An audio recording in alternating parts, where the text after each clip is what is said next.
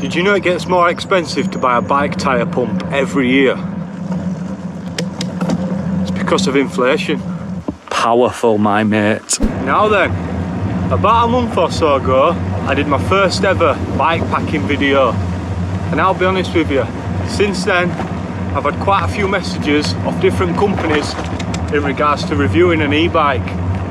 So here we are, the Hovsco A5 mountain cruiser.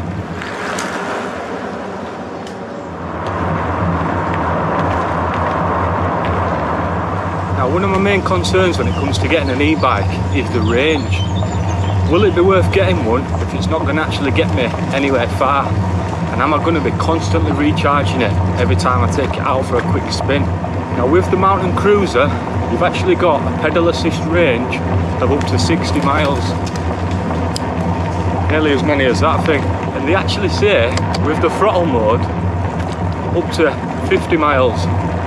Now, obviously, that's what they claim. Take that with a pinch of salt. I'm hoping to be able to find that out for myself.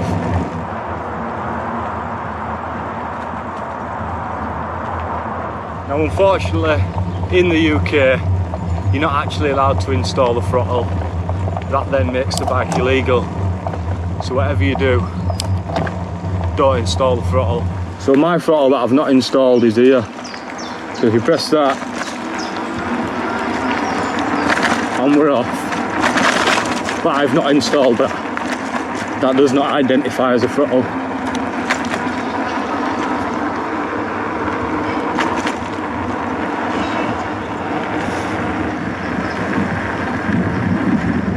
Now, because the country I live in is a bit of a joke, the maximum power you can have on any legal e-bike in the UK is a 250 watt motor, with the maximum speed being restricted to 15.5 miles per hour.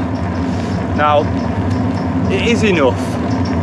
If you're just doing a bit of off-road cycling, flying about, commuting, flying through woods or whatever, you don't really need to be going more than 15 miles per hour.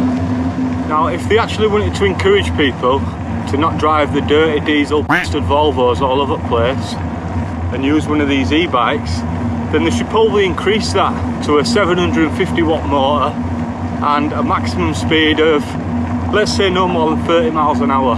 Don't get me wrong, it's enough power and enough speed for on a steady little bike track like this. But when you're on the roads, there is a time and a place where you do need that bit more power. For safety reasons as well, really.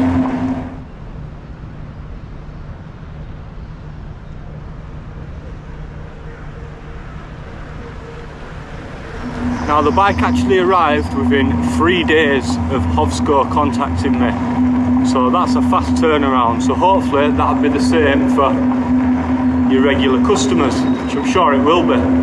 Sorry about this, we're just entering a tunnel. Now, when it came, it wasn't assembled, but you don't have to do too much to it. You've got to whack the front wheel on, straighten the handlebars, put them on, put your seat on, put your pedals on.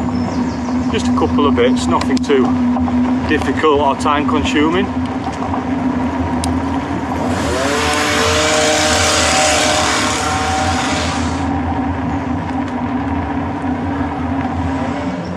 Why can't the bicycle stand up on its own? Because it's too tired. Now, you know I'm not a bike guy when it comes to like depth of knowledge, but out of the box it seemed pretty good quality, to be fair. Obviously it's an entry-level price. It's not the cheapest e-bike you can buy, but there are some that are a lot more expensive.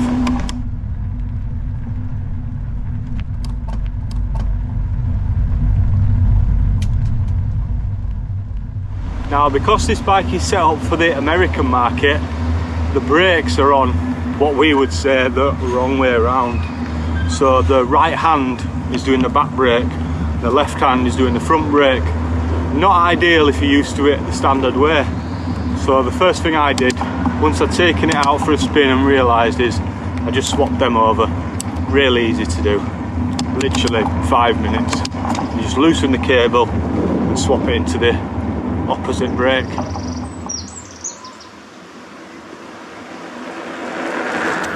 Now, the weight of the bike is around 25 kilograms, So not too heavy, not too light. Obviously a standard bike is going to be a lot lighter. With this being an e-bike, you expect that extra weight, and the maximum load of this bike is 120 kilograms, I do believe, which is plenty enough for me. I weigh just under 80 kilos, and the most I'm ever going to be carrying really on a backpacking trip is around 10-12 kilos tops, and that is what I plan to do with this bike. I've got a very big, I was going to say a trip, it's more of a challenge. It's going to involve camping out obviously, but it's going to be a good one, so make sure you've subscribed to check out that video. Now what you'll find is, as soon as you hit 15.5 miles an hour, the motor will cut out. But because you're already up to speed, you've already gained that momentum. The second you drop below it, the motor kicks in again. So right now we're going 16 miles an hour. The motor's not on. We've slowed down. There we go. The motor kicks in straight away. That is on level assist free. Easy peasy, mate.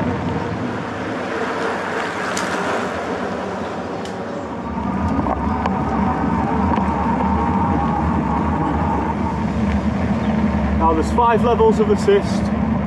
Obviously 1 to 5. 1 is steady away, not using too much power. 5 being maximum.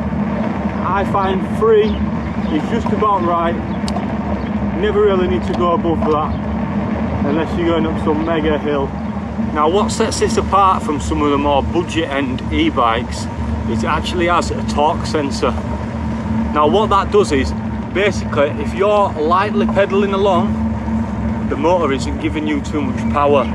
The more power you put in, the more power the motor puts in, which can only be good for the range. Because when you're leisurely cycling along like this, you don't want the motor using more power than it needs to, because that's going to decrease your battery a lot quicker.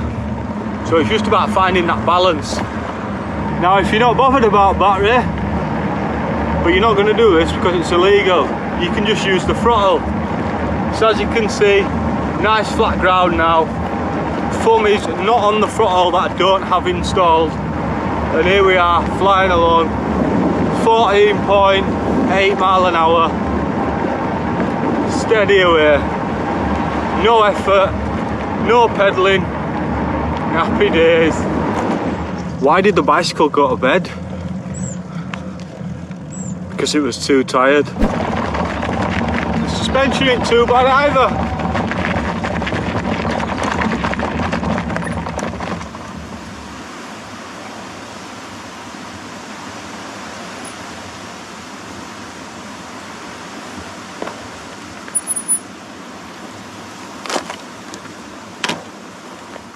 So I've just stopped for a little break, so I thought I'd show you around the bike. So as you can see, the battery is actually integrated into the frame, which I think looks a lot more sleeker. And if I just take you around this side for a second. So you get a key with it, so you can actually charge it while it's on the bike, or you can remove the battery. Just unlock that and unclip the battery, so you can take it inside. It charges from 0 to full, I believe, in 7 hours approximately. So not too bad. Just charge it when you go in on a night. Now obviously this doesn't come with it. This is just what I've added, because I've got my drone in here and a pump and a couple of other bits and bobs. Same with that. I've just put a power bank and a few cables and whatnot in there. So the gears are Shimano. It's a 7-speed, so you've got 7 on the back and then just 1 on the middle cog, whatever you call that. So front and back disc brakes and metal pedals as well, which pretty good quality that. The seat, I don't know if there's any bike seat that's comfortable, but it's quite a firm seat. It's like a gel feeling when you press it. It's quite firm, but I don't know, I guess you get used to it. Now, it does come with a little kickstand down there. I watched another review and he said he were catching his foot on that whilst it were up, but I've not noticed that as an issue yet. Obviously I've only done 37 miles so far, but I've not found that an issue. Like I say, this is what I had to change. The brakes were the opposite way around, so the left was the front, when the left in England is usually the back. All you've got to do is loosen that, then loosen that little bolt there, and then just swap that cable for that cable. Really easy. I've never done that before and I managed to do it in 5 minutes or so. So the motor itself is a 250 watt Bafang brushless motor, and the battery is a 450 watt hour 36 volt battery. So that's how you get your long range. But for commuting, you know, this could be a really good bike. I actually need to speak to my work because I'd be happy to ride this to work. It's like a 16-mile round trip, so I wouldn't even have to charge the bike every day. I'd get a couple days riding out of it before I needed to charge it. The only problem is, obviously I said earlier, my main concern with the range. Mate, I live in Bradford, so really the main concern is not getting the bastard nicked. So obviously I'll have to speak to work, see if I can take it inside or whatever. Well, I'll just quickly show you over the display. It's a G51. So if you hold the middle button down, the M, then it turns on the display. Press up and down to change the amount of assist that you want. So obviously 1 assist all the way up until 5 assist. If it's on 1, you're going to be using minimal power from the motor, but obviously your battery is going to last a lot longer. So it's just good to just get you started if you're on a nice flat ground. If you're coming up to quite a big hill, you can put it on 4 or 5, and then with minimal effort from pedalling, as long as you're in the correct gear, you'll nicely climb up the hill. Now if you hold the plus sign down, you'll turn on the light. Obviously it's going to be difficult to see that because it's broad daylight, but there you go. I'll just turn it off. There is a light on the back as well, but that's just battery powered. It's not actually connected to the main battery like the headlight is. We've got zoom forks as well. So in the top right, you've got your speedo there. Now you can change that from kilometers per hour to miles per hour, and I'll show you how you do that. If you hold the plus and minus together, so there on PO1, if you press up and down, you're changing the brightness of the screen. I've got it on the lowest, aiming to save the battery more. Press M again, and there you go, that's how you change it. So you've got miles per hour or kilometers per hour. So that's that. Rest of the settings I'm not 100% sure on, so I'm not going to give you any info on them. So there's your odometer at the bottom, 37 miles so far. And then the middle one there is the battery power. So today I've been flying about, I've done about 15 miles or so. It's not gone down 1 bar yet out of 6, so that's good to see. Now the top bar is empty at the moment. That's how much power the motor is actually giving you. So as you pedal hard, you'll see that rise up as it's giving you power. We've got a little bell. And then if I take you around here, you've got a little throttle here, which I didn't install because you're not allowed, so it's not actually there.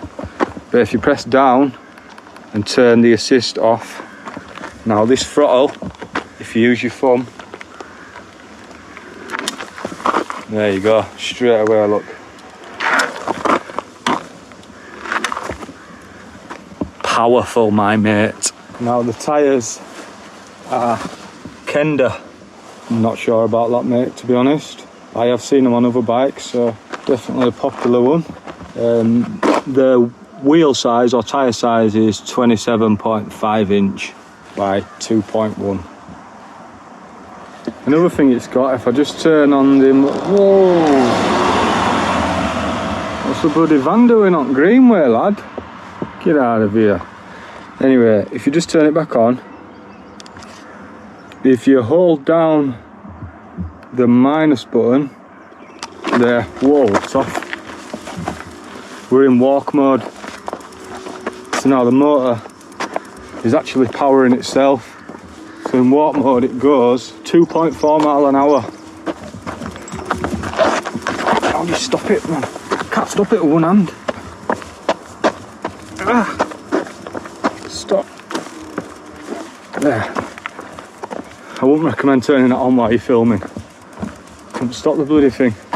Yeah, anyway, so say if you're out cycling, carrying a heavy load, you just want a little break from cycling for a bit, you want to carry on walking, I don't know, there might be certain situations where you're not going to be cycling, put it in walking mode, and that way you don't have to push it, you can just walk alongside it.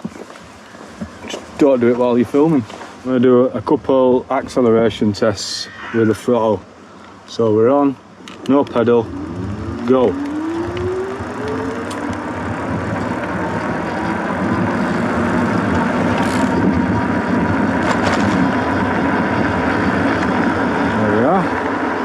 Not bad really, for what it is.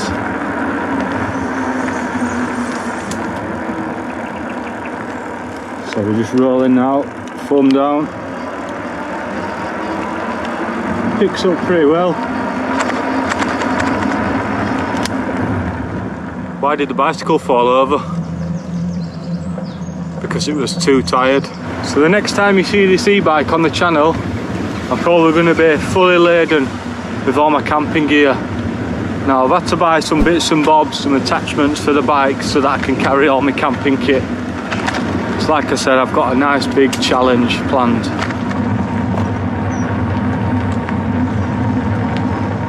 So obviously if you are interested in the bike, I'll put a link in the description for you. And at the moment they've actually got a nice little promotion on where if you order you get a £200 free accessories kit. So in that you get a bike pump, a nice chunky bike lock, you get a phone mount which is pretty decent, I've been using that so far and it'll hold your phone pretty well. You get a water bottle holder, you get a water bottle, and you get a nice little multi-tool as well, which is actually come in handy because you can actually assemble the bike using the majority of the tools on that multi-tool. And then if you need to do any repairs on the fly, that's all you need to carry really. Fits everything for this bike, so that's perfect. So we've done a nice little cycle route. Now I'm going to test it on some roads.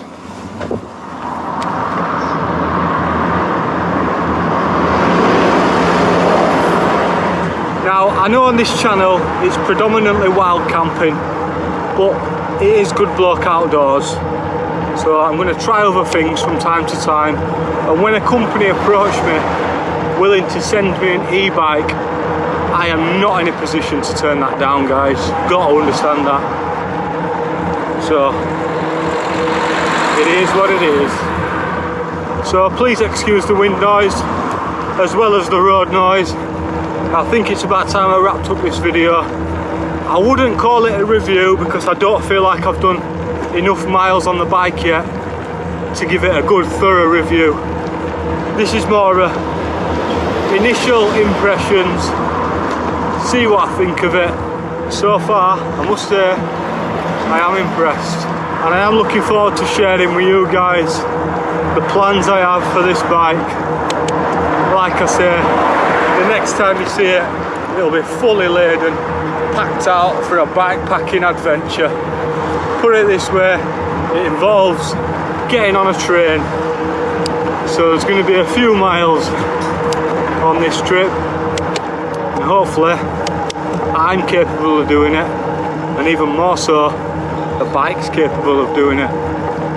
Anyway, thank you for watching. Make sure you check out the links in the description. Check Hovsco as well on their socials, I'll put links to them as well. So, peace out. See you in a bit.